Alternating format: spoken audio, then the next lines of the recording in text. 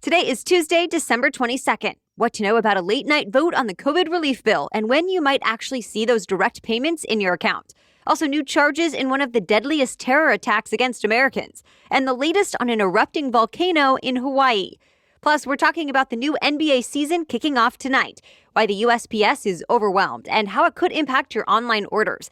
And wait until you hear the new record time for the longest music video ever.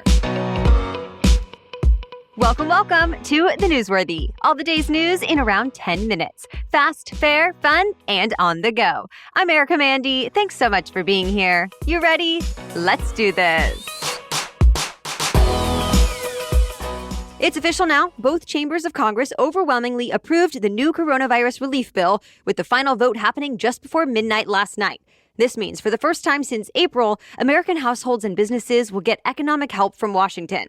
And even though it's less than half the size of the previous CARES Act, this one is still one of the largest relief packages in modern American history. Remember, we told you yesterday it's worth $900 billion. It includes more money for schools, healthcare providers, hard-hit businesses, renters facing evictions, and more. It also gives unemployed Americans an extra $300 a week in jobless benefits for 11 weeks. And it includes $600 direct payments for Americans who make $75,000 a year or less. Treasury Secretary Steven Mnuchin says some of those individual payments could start going out as soon as next week. As of early this morning, the bill is on President Trump's desk, and he's expected to sign it into law soon. Some have called it dangerous political interference at the CDC. So now a panel of lawmakers subpoenaed two top public health officials to find out more. The Democratic-led House panel is giving both the CDC director, Dr. Robert Redfield, and Health and Human Services Secretary Alex Azar until the end of the year to hand over all emails and communications having to do with a series of scientific reports. Now, this demand is new, but the overall investigation is not. For months now, congressional investigators have been looking into allegations that certain officials in the Trump administration tried to adjust COVID-19-related data to reflect a more optimistic view of the pandemic. For example, the House committee released hundreds of pages of evidence like emails, memos, and testimony. The panel says it all shows the Trump administration tried to alter or block at least 13 scientific reports related to COVID-19, and they say there could be more. Also, a couple weeks ago, a top CDC scientist who oversees one of the agency's weekly reports testified about this issue. The panel says she was told to delete information that could change how the public perceived reopening schools. But a spokesperson for the Health and Human Services Department says the comments were taken out of context and wants the committee to release the full transcript of what she actually said. And the top Republican on the House panel criticized the subpoenas as a partisan antic. Either way, the government's independent watchdog, called the Government Accountability Office, says it too will be investigating these allegations. To be continued. Exactly 32 years after the explosion of PanAm Flight 103, the U.S. announced new criminal charges in that terror plot. The Justice Department is charging a former Libyan intelligence officer for making the bomb that took down the flight. We're talking about the single deadliest terror attack in the history of the UK and the second deadliest for Americans after 9/11. In case you're not familiar, a bomb destroyed the flight back in 1988. The Boeing plane was traveling from London to New York when the explosion happened over Lockerbie, Scotland. 270 people were killed, mostly Americans. Fast forward to 2020, and a third person is now being held responsible. Abu Aguila Mohammed Masoud Kir al-Marimi is facing charges and is in Libyan custody. The Justice Department says he made the bomb, placed it in a suitcase, and set it off. Two other Libyan intelligence operatives were charged back in 1991, and one of them was convicted. But this latest one is a big breakthrough. Attorney General Bill Barr says he's hopeful Libya will allow Masoud to be tried here in the U.S. A Confederate statue that stood in the U.S. Capitol for 111 years is now gone. It was removed from the National Sanctuary Hall in Washington, D.C. yesterday, and in that hall, each state is allowed two statues. Virginia had contributed one of Confederate General Robert E. Lee and the other of the nation's first president, George Washington. Well, not anymore. The General Lee statue is now in the hands of a Virginia-based museum instead. The state's governor said the Confederacy is a symbol of Virginia's racist and divisive history. So now in its place, Virginia will install a statue of civil rights pioneer Barbara Johns. She led a student strike in 1951 against racial segregation and called for equal education in Virginia. The Kilauea Volcano erupted on Hawaii's Big Island, shooting lava into the sky. It looked so incredible. Hundreds of people came out of their homes in the middle of the night to watch. The sky turned into shades of orange and red, and a massive steam cloud shot nearly 6 miles into the air. While obviously this can be very dangerous, authorities say this eruption is not life-threatening because of where it's happening. No one has had to evacuate their homes. Still, people are now being encouraged to stay indoors due to falling ash. At this point, scientists say it's hard to know how long the eruption will last. The Kilauea volcano is already considered one of the most active volcanoes in the world. In fact, we reported on the last eruption in 2018 that lasted 4 months and destroyed more than 700 homes. But again, this time around, there has so far not been any major damage. Of course, scientists are keeping a close eye on it. More news is coming up, but first, this episode is brought to you by Ritual. If you've ever questioned what's really in your vitamin, or you just can't make it part of your routine because the ones you've tried kind of taste gross, you'll want to check out Ritual. Not only does Ritual use only a clean, vegan-certified, non-GMO, gluten and allergen-free formula with no fillers, colorants, or shady additives, but it also uses key nutrients to help fill the gaps in your diet. I also appreciate that I've taken my Ritual multivitamins with or without food, and it does not upset my stomach. That's because they come in time-delayed capsules that are designed to dissolve later in less sensitive areas of the stomach. In fact, they're somehow even minty and fresh tasting. So it's helped me really form the habit of taking these multivitamins every day. Plus, my vitamins are delivered right to my door each month with free shipping. And if you don't love Ritual within your first month, they'll refund your first order. Right now, Ritual is offering the Newsworthy listeners 10% off during your first 3 months. Visit ritual.com/newsworthy to start your Ritual today. Again, get 10% off during your first 3 months. Go to ritual.com/newsworthy. Now, back to the news.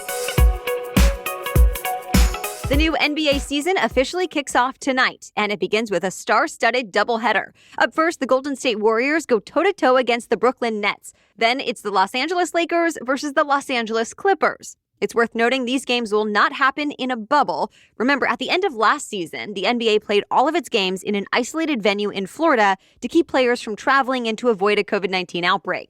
But this season, teams will be playing at their regular home arenas or traveling for away games. That said, players will get tested for the virus daily, and if they come back positive, they'll be isolated. For now, many games will go without fans. Millions of Christmas presents may arrive late this year because the U.S. Postal Service is overwhelmed. As you know, it's dealing with an unprecedented number of packages since more Americans are shopping online during this pandemic. On top of that, the American Postal Workers Union says some 19,000 employees are out sick. Either they're sick themselves or they're having to isolate because of COVID-19 rules. The result is a massive backlog.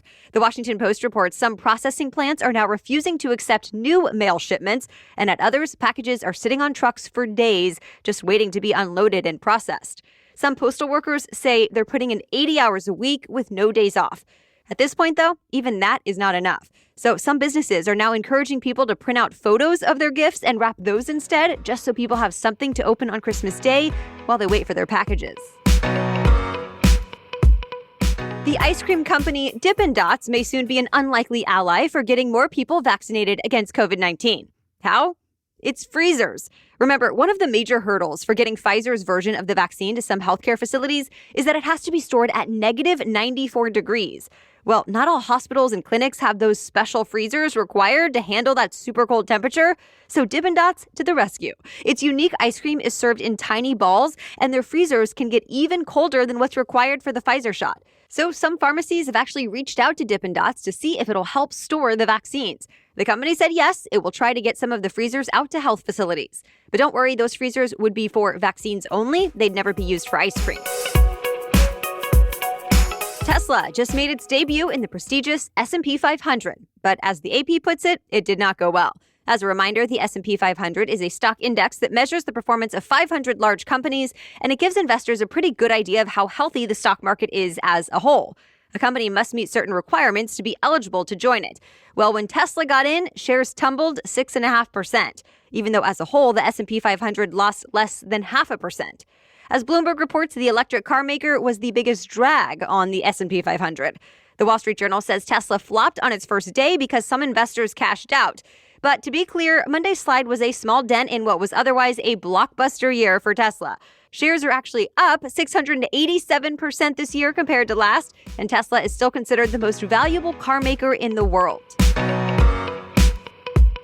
The band 21 Pilots set a new world record. It now holds the title for the longest music video ever for its song called Level of Concern. Now get this, the video lasted without interruption for nearly 178 days. Here's how 21 Pilots pulled this off. The band asked its fans to send in their own footage, then just kept adding content to the video hour after hour, day after day. The video was constantly streaming on YouTube, and it was live from June 21st to December 16th. By the way, this absolutely shatters the previous world record held for the longest music video. That one was for Pharrell's song Happy, which lasted 24 hours. Also record-setting, Taylor Swift's new album, Evermore, is #1 on the Billboard 200, while her single, Willow, is at the top of the Hot 100 Songs chart, making her the first artist to top both charts at the same time twice. And that's it for the main news today, but now it's time for Trivia Tuesday, when we ask a different trivia question every week. But first, this episode is brought to you by 1010. Now, you may have read about this in the New York Times or Forbes, and we're excited to tell you about it. 1010 is an exclusive collection of 10 one-of-a-kind engagement rings designed by 10 of the most distinctive designers working today.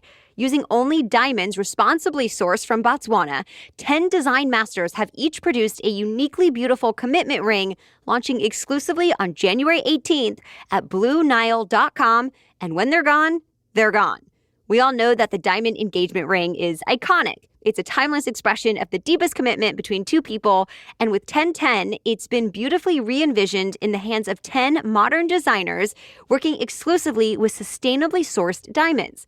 Now, if you're making 2021 plans or on the hunt for the perfect ring to wear forever, you're definitely going to want to check this out. Again, this exciting limited edition collection of diamond engagement rings launches on January 18th, and you can preview it exclusively at BlueNile.com.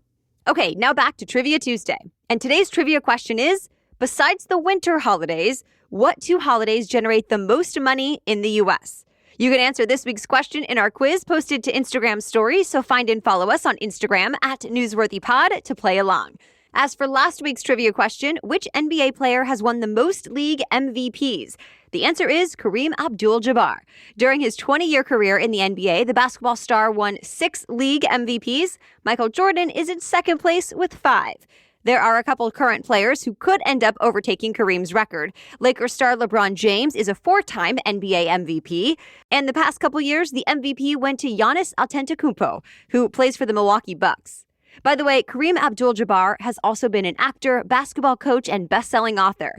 In 2016, he was also awarded the Presidential Medal of Freedom by former President Barack Obama.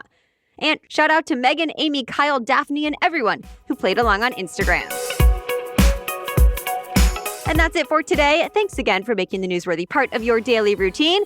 We'll be back with much more news to know tomorrow. Until then, have a great day.